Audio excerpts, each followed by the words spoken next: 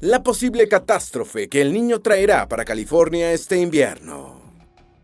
Uno de los países que más ha estado sufriendo por el cambio climático y todos los desastres naturales que produce es Estados Unidos. Según los expertos de NOAA, Oficina Nacional de Administración Oceánica y Atmosférica, solo en el 2023 y hasta el 10 de octubre se habían producido 24 desastres climáticos graves. Es decir, desastres meteorológicos que causaron daños con pérdidas superiores a los $1.000 millones. Hablamos de sequías, inundaciones, tormentas, ciclones tropicales, incendios forestales y tormentas invernales. 24 desastres con estas proporciones destructivas es bastante grave para solo poco más de 9 meses. Y más adelante entenderás por qué lo decimos. Porque lo que muchos de los que antes eran escépticos con el problema del cambio climático, ahora comienzan a preocuparse. Y hay regiones específicas del país donde las preocupaciones son mayores porque los desastres naturales ya llevan tiempo haciendo daño, y lo que se espera es incluso más aterrador. Por supuesto, hablamos del estado de California. Los problemas de sequía llevan años haciendo la vida muy complicada en California. Pero este año las dificultades han sido mucho mayores, con una ola de calor récord que agudiza las sequías y provoca incendios forestales devastadores. Paradójicamente, el estado también ha sido castigado con tormentas impredecibles y destructivas. Ahora, los científicos de NOAA dicen que California espera un invierno cálido y húmedo, principalmente por los efectos del fenómeno El Niño. Esto significa que los californianos deben estar preparados para enfrentarse a una serie de tormentas fluviales atmosféricas, nevadas masivas e inundaciones mortales. El Niño ha sido determinante para que este 2023 sea un año caluroso, y es que existe un 99% de probabilidad de que este sea el año más caliente de la historia. El invierno traerá tiempo de violencia climática para California. Quédate, te contamos todo. Antes de meternos a fondo, no olvides suscribirte a nuestro canal y activar las notificaciones para mantenerte al día con nuestras actualizaciones.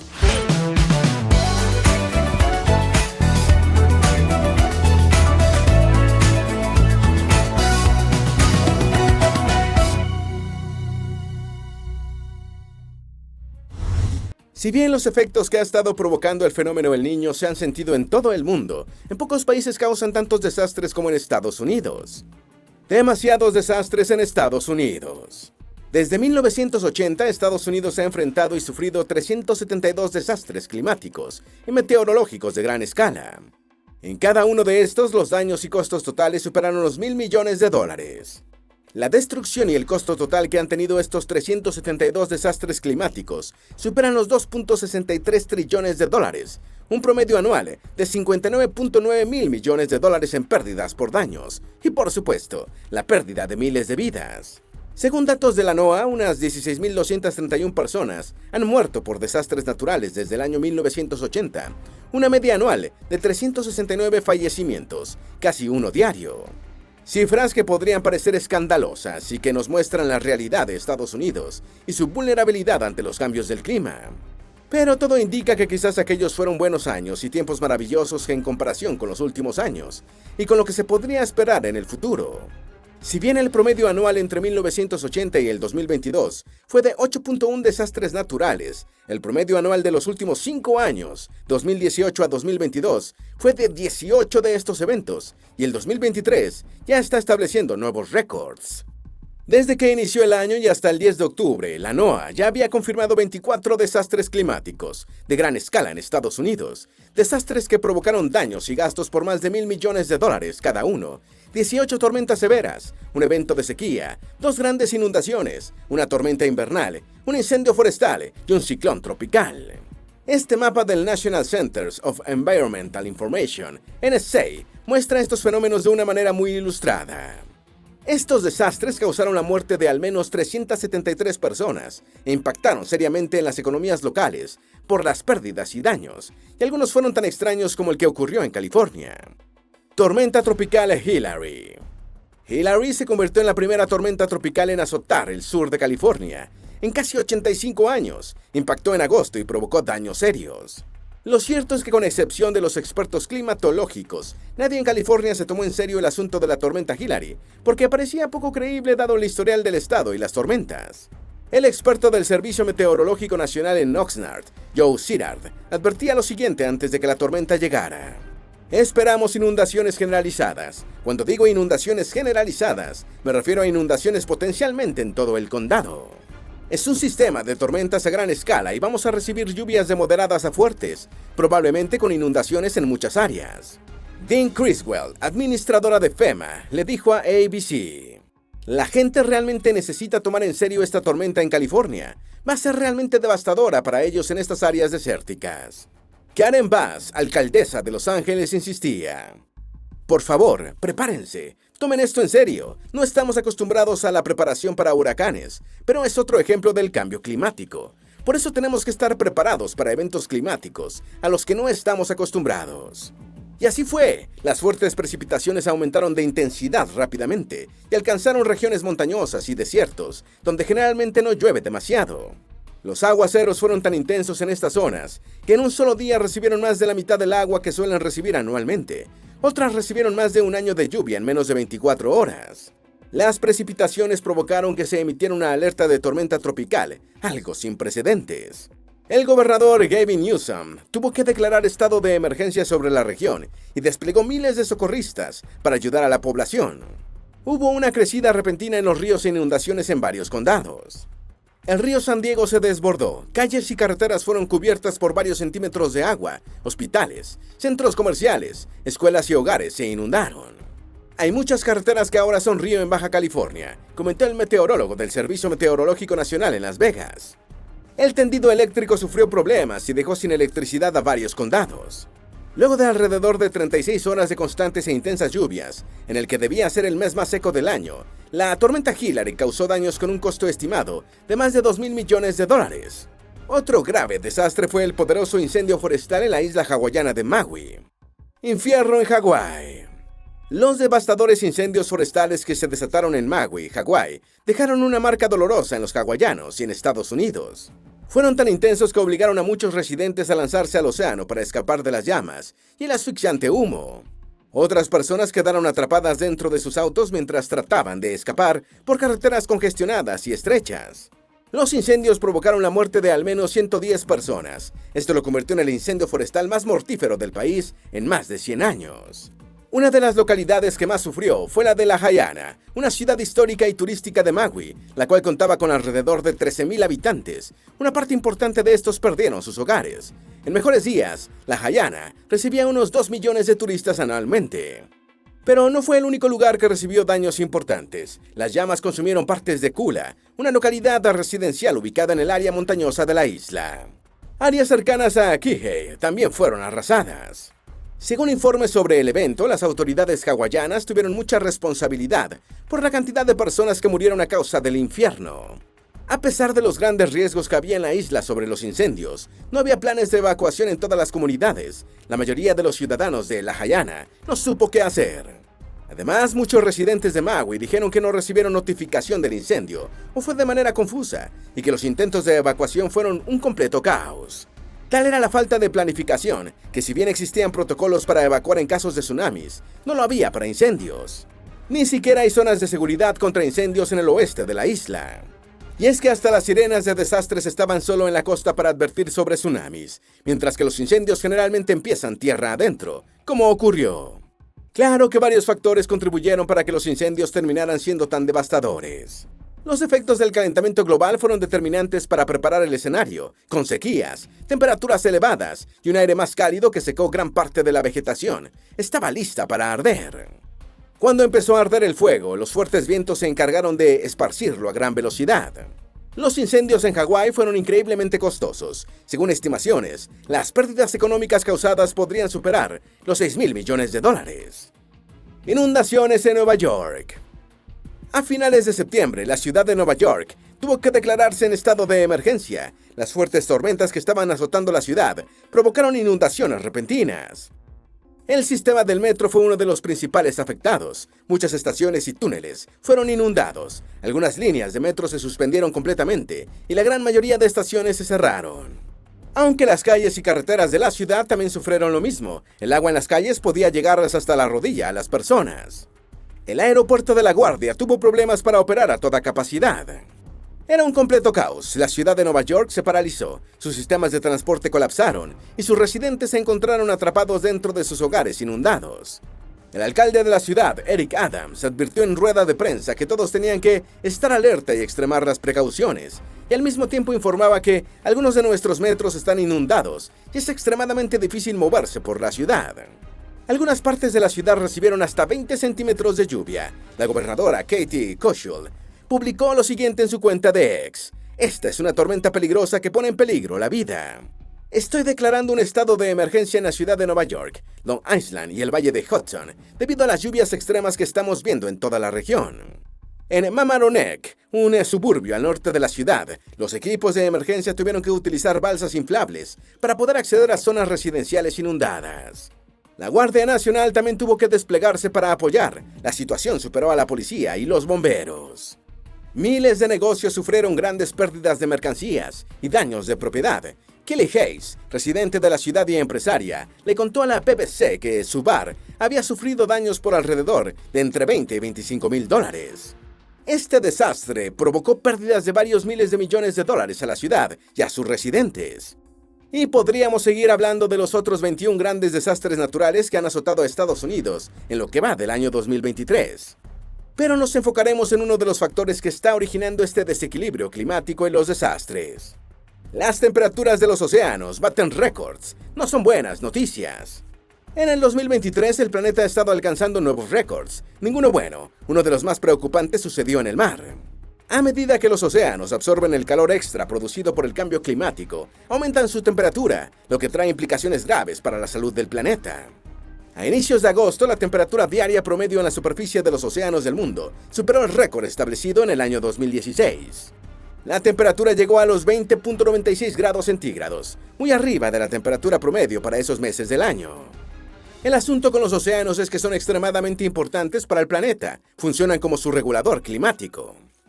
Absorben parte del calor, se encargan de producir alrededor del 50% del oxígeno de la Tierra y también son responsables de los patrones climáticos.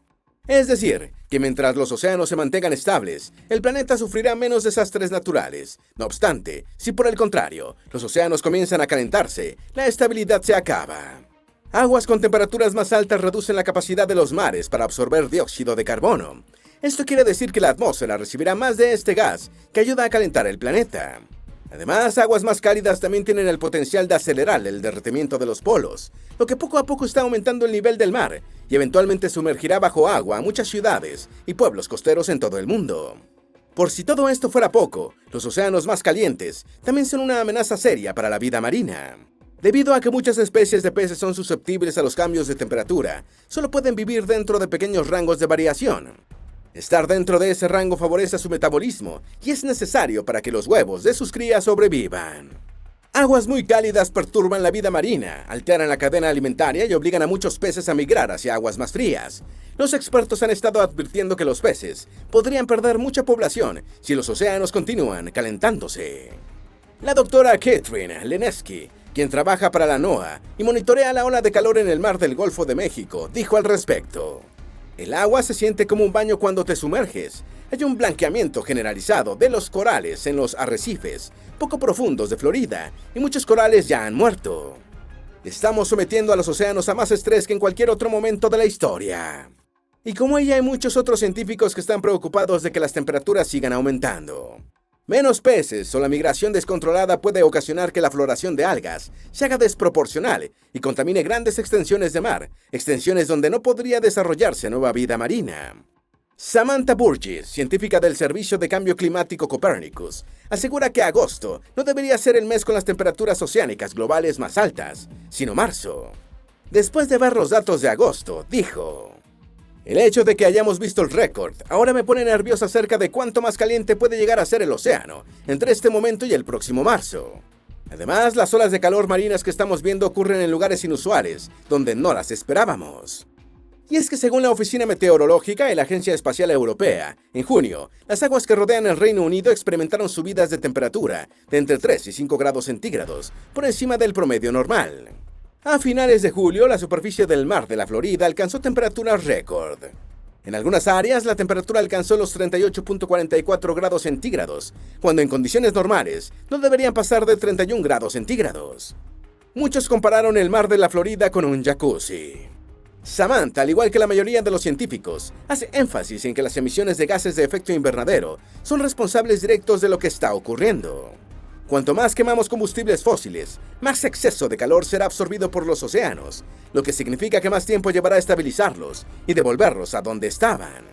Y si bien esto es cierto, hay que decir que el fenómeno El Niño también es responsable de aumentar el calentamiento del planeta y de los océanos. ¿Qué es el fenómeno El Niño? Para quienes se han cansado de escuchar incontables menciones en las noticias sobre el fenómeno El Niño y aún no saben de qué se trata exactamente o cuáles son sus efectos, presten atención. Primero hay que explicar que el Niño es solo una de las fases opuestas de lo que se conoce como el Niño Oscilación del Sur, ENOS. La otra fase es la Niña. Los dos son fenómenos intermitentes que tienen su origen en el Océano Pacífico Ecuatorial y tienen la capacidad de provocar alteraciones en los patrones climáticos de todo el mundo. Hay que destacar dos cosas. Mientras que el Niño provoca que el Océano Pacífico se caliente y se libere calor adicional a la atmósfera, la Niña lo enfría. No pueden ocurrir simultáneamente, así como puede que no ocurra ninguno en determinados periodos. ¿Por qué ocurren? Primero conozcamos más sobre ENOS. Los expertos lo describen como la fluctuación de dos componentes en el Océano Pacífico Ecuatorial, la temperatura que alcanza la superficie del agua y la presión del aire sobre él. Cuando hablamos de la temperatura es fácil de entenderlo. Si la temperatura de la superficie del mar supera el promedio en alrededor de 1 grado Fahrenheit, es posible que se desarrolle el Niño.